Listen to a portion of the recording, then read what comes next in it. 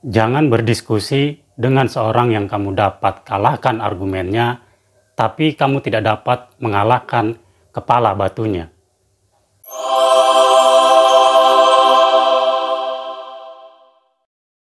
Tokoh ini dikenal sebagai satu-satunya menteri di Indonesia yang dijatuhi hukuman mati akibat kasus korupsi. Sosoknya menjadi simbol dari buruknya dampak korupsi terhadap bangsa.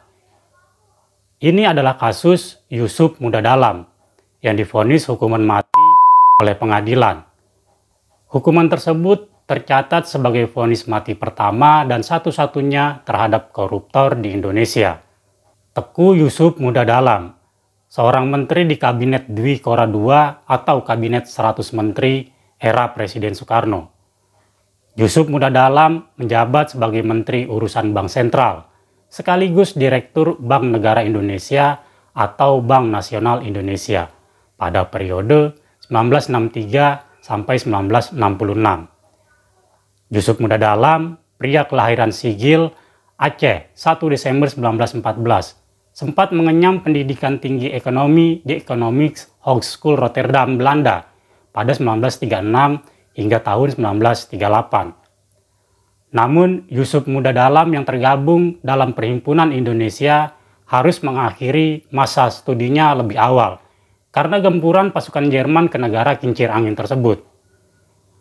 Saat itulah Yusuf Muda Dalam masuk ke dalam gerakan bawah tanah dengan menjadi wartawan harian The Wirehead milik Partai Komunis Belanda.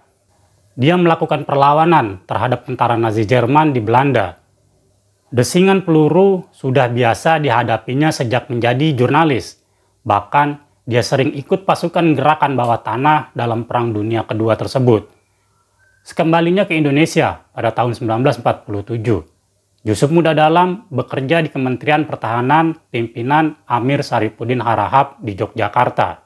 Karir politiknya dimulai dengan bergabung ke dalam Partai Komunis Indonesia.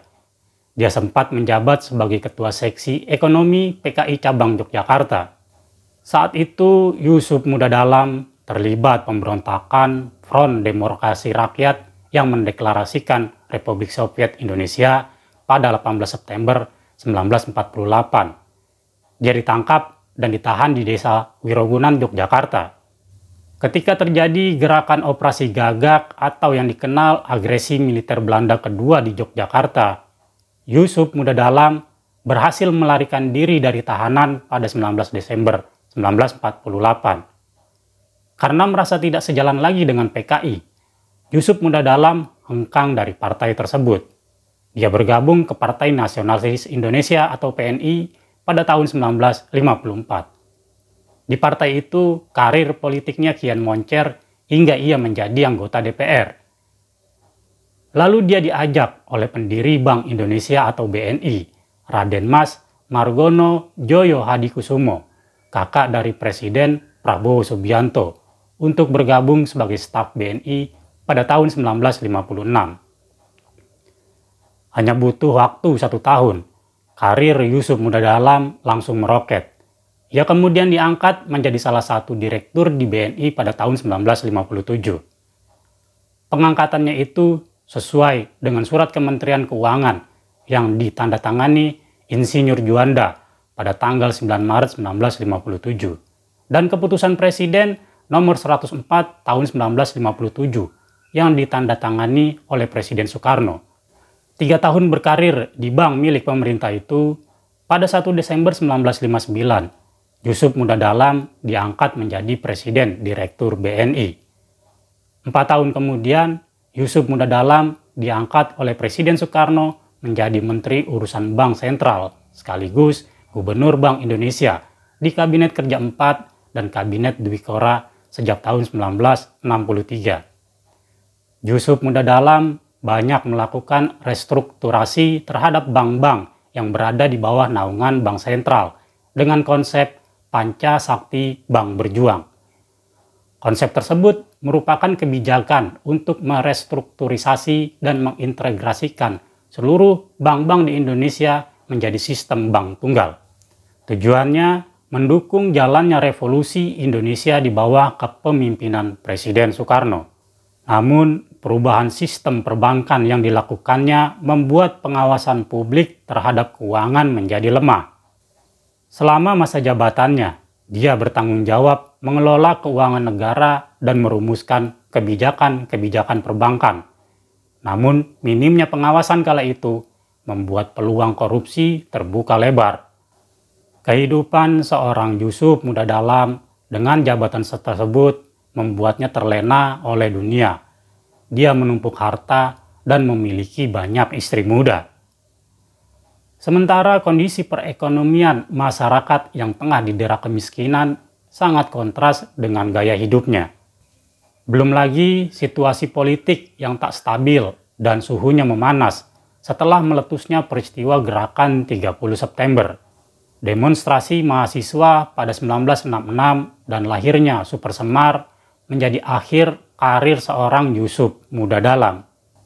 Menteri Utama sekaligus Menteri Panglima Angkatan Darat Jenderal Soeharto memerintahkan untuk menangkap 15 Menteri Kabinet Dwikora pada 18 Maret 1966. Mereka yang ditangkap adalah yang memiliki hubungan dengan G30S.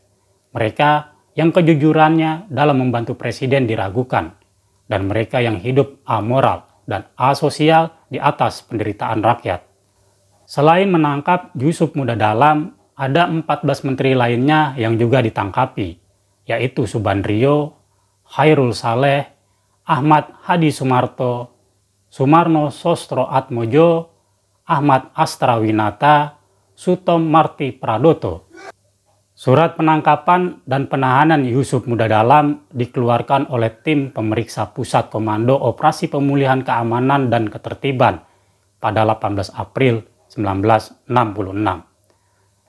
Menurut Menteri Pertahanan sekaligus Panglima ABRI, Jenderal Nasution, dalam pengantar buku Penyamun di Sarang Perawan, skandal Yusuf Muda Dalam ini bukan hanya skandal seks atau perkara korupsi biasa, melainkan skandal ini merupakan penggambaran daripada pribadi order lama yang penuh dengan penyelewengan.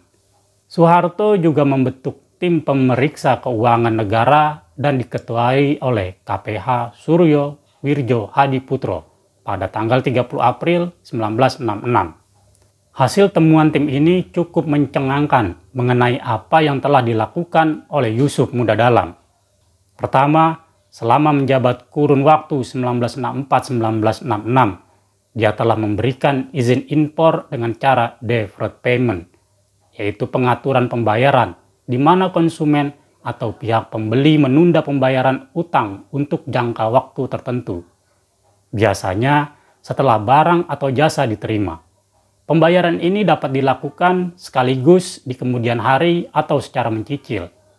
Tujuannya adalah untuk memberi pembeli lebih banyak waktu untuk memenuhi kewajiban keuangan mereka. Memungkinkan mereka untuk segera memperoleh barang atau jasa tanpa harus langsung membayar penuh. Totalnya mencapai 270 juta dolar AS yang melebihi keadaan devisa negara saat itu. Uang itu ternyata dibagikan Yusuf Muda Dalam kepada perusahaan milik kroninya, yaitu PT Ratu Timurraya sebesar 2 juta dolar US, PT Mega 5 juta dolar, CV Tulus Jujur 10 juta dolar, Barmansyah Trading Choi 5 juta dolar, dan CV Si Cincin 5 juta dolar. Hal itu menyebabkan terjadinya insolvensi internasional. Kedua, Yusuf Muda Dalam melakukan perbuatan memberikan kredit khusus tanpa adanya jaminan kepada sejumlah kroni badan usaha dengan total 338 miliar. Kredit tanpa agunan itu diberikan kepada beberapa perusahaan dan perseorangan. Akibat kredit tersebut menyebabkan defisit keuangan negara. Ketiga, dalam kurun waktu tahun 1965, Yusuf Muda Dalam melakukan perbuatan ilegal penyelundupan senjata api dan amunisi dari Cekoslovakia tanpa izin. Dia menyelundupkan 400 pucuk senapan SMG dan ribuan pucuk pistol revolver beserta ratusan ribu amunisi. Keempat, Yusuf Muda Dalam menggelapkan dan korupsi kas negara atau dana revolusi sebesar 97,3 miliar lebih di saat harga bensin saat itu senilai Rp4 pada tahun 1963 dan inflasi ekonomi sebesar 650%. Selain itu, dana dari sumbangan impor dengan cara deferred payment digelapkan dan disalurkan kepada beberapa perusahaan senilai 30 miliar rupiah. Ada juga aliran dana yang disumbangkan kepada organisasi Musyawarah Besar Tani dan Ikatan Pemuda Pelajar Indonesia sebesar 11 miliar, serta untuk memperkaya dirinya sendiri sebesar 4,436 miliar.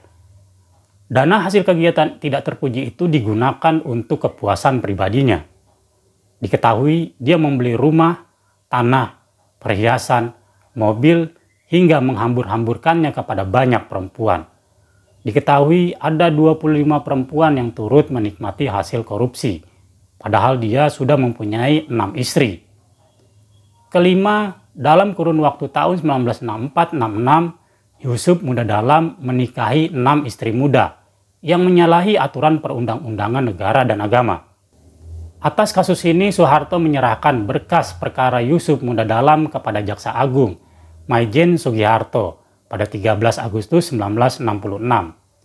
Jaksa Agung kemudian mengumumkan telah membentuk Komando Penyelenggara Peradilan Subversi untuk menyidangkan perkara Yusuf Muda Dalam di Gedung Bappenas.